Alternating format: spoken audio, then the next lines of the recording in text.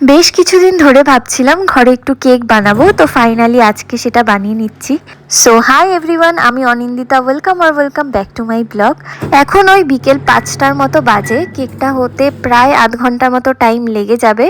তো এই তো ফাইনালি আমার কেক কমপ্লিট হয়ে গেছে।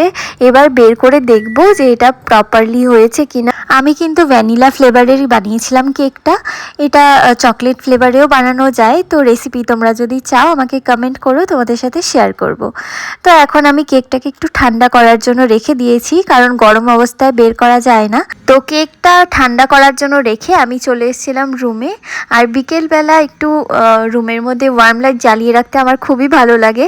এই তো কেকটাও ঠান্ডা হয়ে গেছে, অনেকক্ষণ আমি বাইরে রেখে দিয়েছিলাম ঠান্ডা করার জন্য।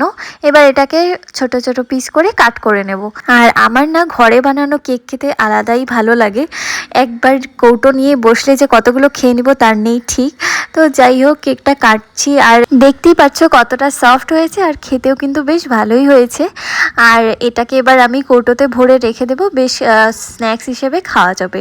তো সন্ধ্যার স্ন্যাক্স তো হয়ে গেল, আর রাতের ডিনারের জন্য বানিয়েছিলাম রুটি আর চিলি।